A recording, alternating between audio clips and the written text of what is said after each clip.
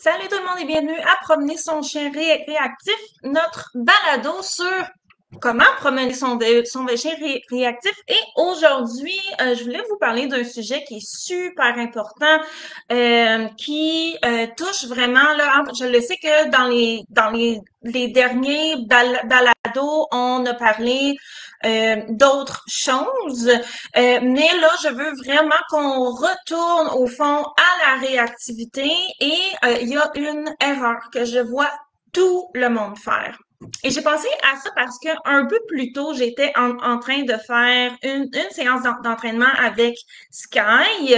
Donc, j'ai été avec elle en voiture à un endroit où je savais que ça allait être tranquille, mais je savais aussi qu'il allait y avoir des déclencheurs. Donc, Sky est réactive envers les étrangers, les enfants, les autres chiens, les hommes, c'est pire que les femmes.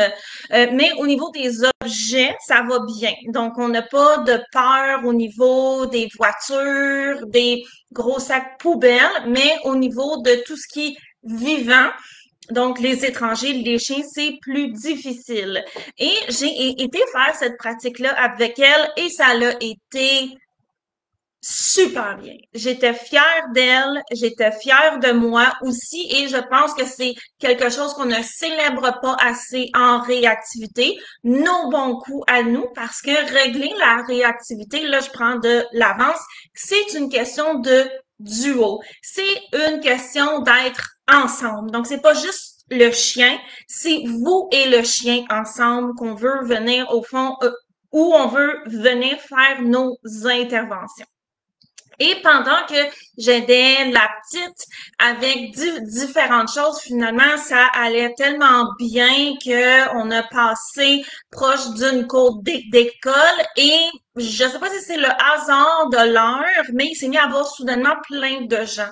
Et Sky a été super bonne, j'étais fière d'elle, c'était une grosse pratique. Je voulais pas qu'il y ait autant de déclencheurs, donc on s'est fait un peu coincer, comme ça arrive souvent en réactivité, et ça l'a très bien été. Et c'était super positif parce que ça m'a permis aussi de repenser à comment vous présenter les différentes étapes au niveau de la réhabilitation, de la réactivité, repenser à mon programme aussi, comment je veux le structurer.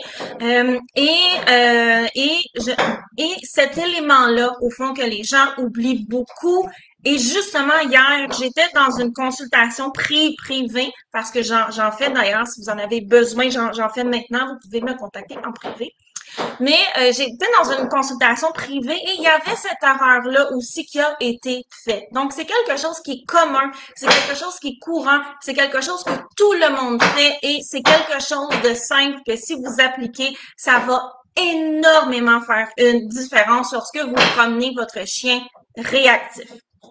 Avant que je vous dise c'est quoi et que je vous explique, je veux juste faire une annonce rapide. Je vais pas faire un speech de vente super gros, mais mon cours en ligne sur comment faire pour que votre chien ignore pour avoir ou reprendre l'attention de votre chien devant les autres chiens va prendre sa retraite.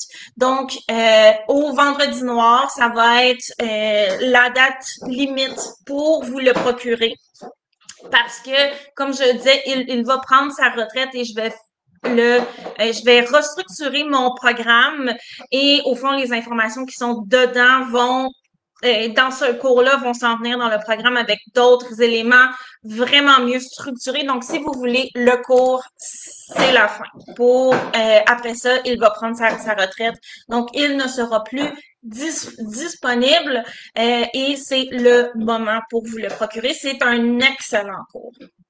Donc, c'est quoi la chose que quasiment tout le monde fait comme erreur qui va changer, qui va vraiment aider vos promenades avec un chien réactif, c'est que les gens sont déconnectés de leur chien.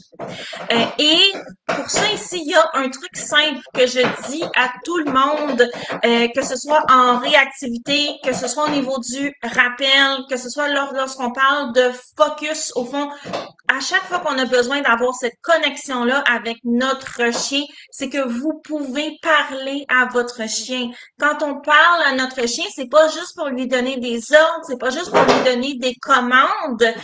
Vous pouvez garder son attention en lui parlant. Et là, excusez-moi, ça fait du bruit de bedingue, c'est la petite qui joue. Donc, Sky,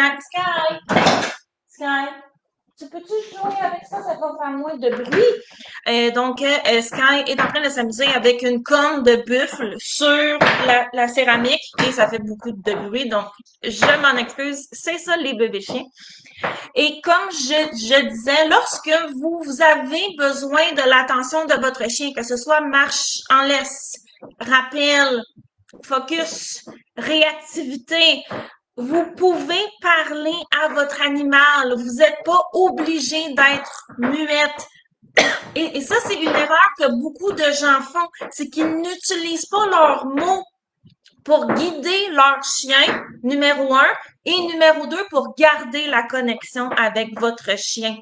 Et d'implémenter ça, ça va tellement aider votre coco parce que ça va, vous allez lui donner des indications sur quoi faire. 2, vous allez le rassurer parce que vous allez être là avec lui et ça va vous permettre de le calmer, de l'aider avec ses émotions et de lui rappeler qu'il n'est pas tout seul là-dedans. Je vous explique, mise en situation.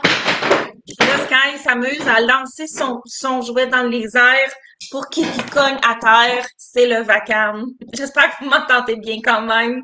Donc, je promenais Sky et on a vu des gens qui cherchait quelque chose dans la broussaille. Donc, il y avait une madame qui attendait et à un moment donné, il y a une autre dame qui est sortie de sa voiture et les deux dans une espèce de petit bout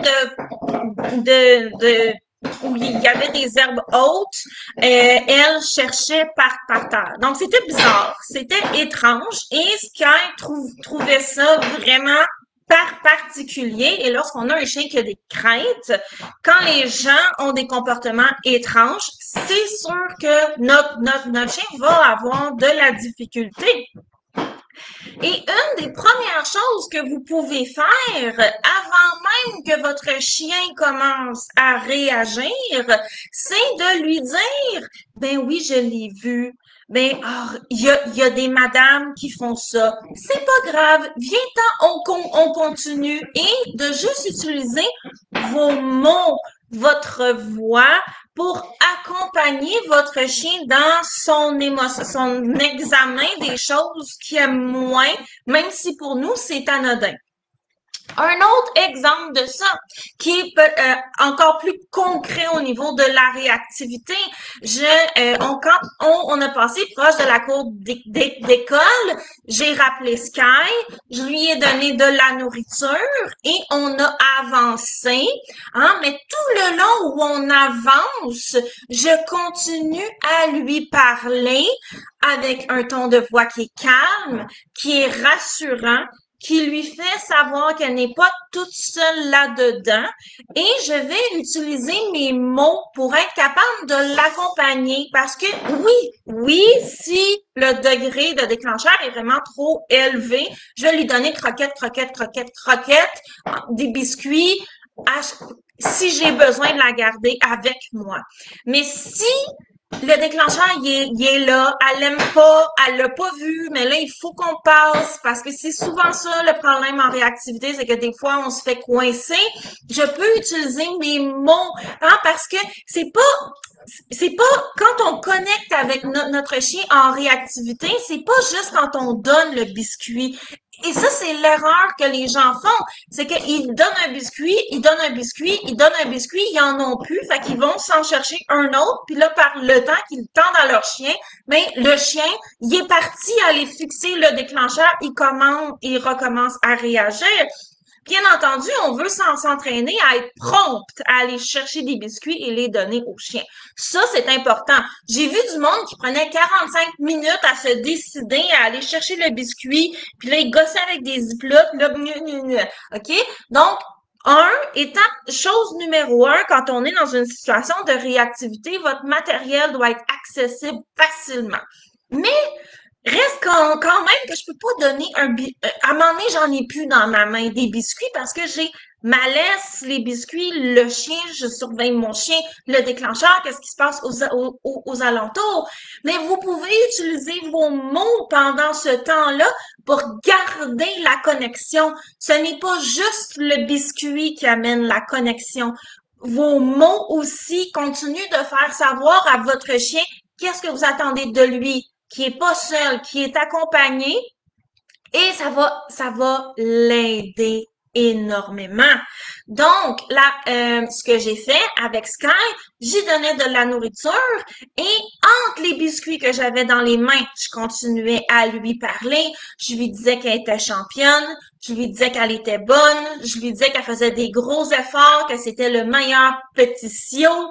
Quand à un moment donné, il y avait une madame qui avait laissé de la bouffe pour les chats. Elle a voulu aller voir. J'y ai dit, ben oui, hein, la madame, elle a laissé de la bouffe pour Timine. Viens, puis bref, je l'ai rappelé. Et ça ici, ça l'aide à l'accompagner, mais encore plus quand j'en ai plus des fameux biscuits, puis qu'il faut que j'aille en chercher d'autres dans ma pochette, ben ça m'aide à garder cette connexion-là pour que justement, ma chienne, un des problèmes en réactivité, c'est que les gens rappellent le chien vient manger le biscuit et après ça, piou, le chien veut retourner. Donc ça, oui, bien entendu, on peut raccourcir la laisse. Il y a des choses qu'on peut faire, mais le fait de parler à notre chien, de continuer à l'encourager, de lui dire qu'il est bon, de lui dire, moi, je vais toujours aussi faire, oui, je le sais, je l'ai vu, je comprends que c'est difficile, mais je suis là avec toi et bien entendu que nos actions supportent ce qu'on dit à notre chien, va nous aider à garder la connexion et à faire en sorte que notre chien est beaucoup moins stressé. Juste une seconde. Qu'est-ce que tu fais? Qu'est-ce que tu fais? Tu t'es-tu trouvé un petit truc? Tu t'es trouvé un petit truc. Moi, tu viens-tu le montrer à la caméra? On a trouvé un morceau de carton qui est juste ici. Ça, c'est bien le fun, le carton. Oh oui, oh oui. Oh oui, ça c'est un bon petit chien. Donc, le fait, ça ici, ça va vraiment aider votre chien. Je vois aussi beaucoup de gens qui pensent que la seule façon de récompenser un chien en renforcement positif, c'est lui donner de la nourriture. Mais on peut aussi récompenser, c'est une récompense de basse valeur, quelque chose que notre chien a fait qui est bien, en lui disant qu'il est bon, en lui disant que bravo, en lui disant, ben oui, tu sais, si je rappelle Sky, puis qu'elle me suit, je vais pas lui donner un morceau de foie séché à chaque fois, à moins que la charge de déclencheur dans l'environnement soit grande. Mais sinon, s'il se passe rien, puis que ça n'a pas été un giga effort pour elle, genre, elle était pas en train de justement les croquettes que la madame a laissées pour les chats, je peux juste lui dire bravo, c'était bien. Viens-t'en, suis-moi et de l'encourager à me suivre. Donc, ça lui donne des indications supplémentaires. Ça sert de renforcement aussi. Et cette connexion-là, hein, lorsqu'on parle de n'importe quel chien, elle est primordiale parce que d'avoir l'attention, le focus, c'est important. Mais si vous avez un chien qui a des problèmes émotionnels et que vous êtes en train de le promener, eh bien, c'est encore plus vital parce que ça va servir de lien entre vous.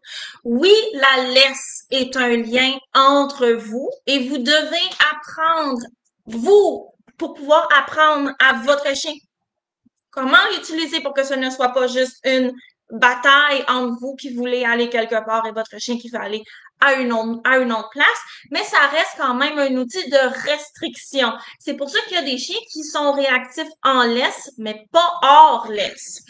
Alors que la connexion qu'on a lorsqu'on parle à notre chien il n'est pas obligé de nous regarder dans les yeux, mais cette connexion-là, le chien la ressent et elle n'a pas cette valeur de restriction-là.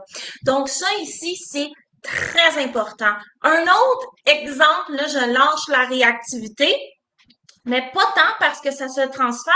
Je donnais un recours de rappel en groupe récemment et dans les choses qu'on voit dans le rappel qui est important pour moi, c'est que quand je rappelle mon chien, je veux qu'il reste avec moi. Hein? Je veux pas juste un chien qui revient puis qui s'en retourne. On voit le lien avec la réactivité ici. Si je rappelle mon chien qui est réactif, je veux pas qu'il vienne manger son biscuit puis qu'il s'en retourne fixer le déclencheur pour japper. OK? La même chose. Les deux vont s'appliquer. Et beaucoup de gens pensent que ça veut dire qu'il faut qu'ils donnent des biscuits. Mais qu'est-ce qu'il y a, bébé? Mais quand ils en ont plus, ou lorsqu'ils savent plus quoi faire, ils ont tendance à juste figer là puis regarder leur chien. Puis le chien, ben il s'en va faire autre chose. Parce que c'est plate quand on est juste là puis qu'on les regarde. Vous pouvez à nouveau lui parler. Et c'est quelque chose que, pourquoi tu montes sur le comptoir? Depuis quand c'est permis? Depuis quand c'est permis de monter sur le comptoir, chouchou? Excuse-moi. Excuse-moi. Merci. Ça, c'est mieux. Ça, c'est mieux. Donc, de parler à notre chien permet de continuer l'activité de focus, qu'il reste avec nous sans qu'on soit constamment dépendante de alimenter, de donner des biscuits. Et j'en donne aussi, mais c'est pas parce que je suis pas en train de donner des biscuits que je déconnecte. Et ça ici, je pense que c'est le résumé le plus important que vous devez comprendre de cet épisode-ci.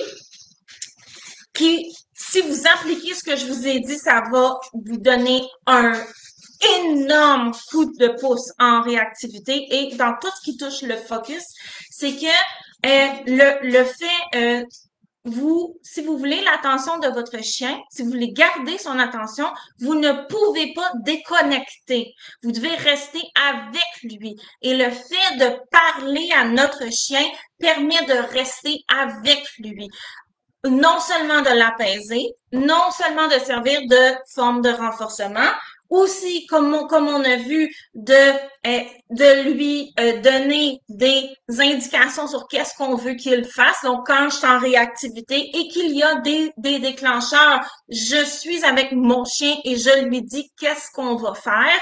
Donc, je lui dis, viens-t'en, suis-moi, oh que t'es bonne, regarde la bonne championne, continue à me suivre. Si les gens font des choses ou qui changent, ou à un moment donné, il y avait un enfant qui traînait ses pieds, ça fait un nouveau bruit. J'ai dit à Sky, ben oui, je l'ai entendu. Donc, ça aide aussi Sky ou votre chien à savoir, oui, ma tante, parce que je suis sa tante, je suis pas sa maman, mais dans votre cas, vous êtes les parents, ou peu importe comment vous appelez de votre chien, hein. Je le sais qu'il y a des choses qui sont difficiles dans l'environnement. T'es pas tout seul là-dedans, je suis avec toi. Et ça va aider à baisser le stress de votre animal tout en gardant cette connexion-là. Donc, dans les commentaires, on a Tania qui dit qu'elle vit la même chose avec sa chienne Bia, qui est une petite rescue qui est nerveuse, et lui parler lors des promenades est primordial. Et ça, ici, j'en suis convaincue. Parce que ça va tellement l'aider au niveau que ça va être beaucoup plus facile pour Tania d'être son pôle de référence, son pôle de sécurité, lorsque justement on est là avec elle, que si on fait juste faire le boulet ou le piquette au bout de la laisse. Je le sais qu'il y a des éducateurs qui disent on parle trop aux chiens. Non, ce qui est important, c'est la façon et le pourquoi on parle aux chiens. Moi, je parle aux chiens pour la connexion, pour qu'ils sachent que je suis là et pour leur donner des indications de ce que j'attends d'eux.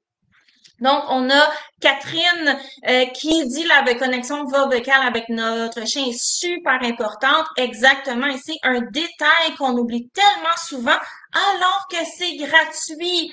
À moins que vous ayez une extinction de voix, vous avez toujours ça avec vous. Donc, servez-vous-en. À un moment donné, des biscuits dans la pochette, là, il y en aura plus. OK? Oui, idéalement, amenez-en toujours plus que prévu, gna gna gna, blablabla. OK? Mais votre voix, vous l'avez toujours avec vous. Et ça ici, c'est quelque chose qu'on sous-estime. Et Catherine dit aussi que le ton de voix fait une énorme différence, en effet, et on veut avoir une voix qui est rassurante, qui est encadrante, une voix qui est présente et qui amène l'intensité vers le bas. Donc, pas une voix stressée de mais oui, mais là, c'est pas grave. Parce que souvent, en réactivité, ce qui arrive, c'est que nous aussi, on devient réactive et nous aussi, ça nous stresse. Donc, vous allez devoir faire un effort sur vous-même, vous rappeler que je sais quoi faire. J'ai des outils. Si vous en avez pas, je vais vous aider avec ça. J'ai tout un programme sur la réactivité, mais de vous faire tout un effort sur vous pour avoir la bonne émotion, ce qui va amener le bon ton de voix pour aider votre chien. Et la meilleure façon de devenir bonne à faire ça, c'est de se pratiquer. Il y a personne qui va l'avoir du premier coup. Donc, quand vous allez aller promener votre chien la prochaine fois, suite à avoir écouté cet épisode-ci du balado, je veux que vous vous pratiquiez à utiliser une voix qui est apaisante, qui est encadrante, qui est bienveillante avec votre chien, qui est pas anxieuse ou nerveuse ou fâchée ou irritée. Hein? Donc, ou qui est désengagé. Donc, on va avoir la bonne voix et de venir aider votre chien avec cette connexion-là. Et vous allez vous ajuster ensemble aussi, d'où le pourquoi que je dis au début, c'est un peu bancal, c'est normal et on va s'améliorer. Donc, c'était notre épisode de la semaine. J'essaie de garder les épisodes courts à partir de maintenant. Je suis super contente. Merci à tout le monde qui a été en direct. J'espère que vous avez apprécié le petit caméo pour ceux qui nous regardent avec la vidéo de Sky. Donc, elle était très mignonne. T'as-tu été chercher une balle dans le bureau à mon oncle? Tu viens-tu me montrer ta balle pendant qu'on dit bye? Amène-la, amène-la. Elle l'a pas amenée. Donc, je vous remercie tout le monde. Je vous souhaite une excellente fin d'après-midi et rappelez-vous, la voix est un bon outil, un outil essentiel de connexion, de direction, d'encadrement et de faire savoir vos attentes. Au revoir, bye, à la semaine prochaine. Et je vous rappelle une dernière fois le cours sur comment reprendre ou avoir l'attention de notre chien. Devant les autres chiens, va prendre sa retraite. Donc, ça va être l'événement du vendredi noir, mais je vous en avise dès maintenant. Donc, si vous l'aviez dans le mire, c'est le moment de vous le procurer. Il n'y aura pas de spécial de plus d'ailleurs, mais il s'en va. Il va prendre sa retraite. Bye bye! Au revoir!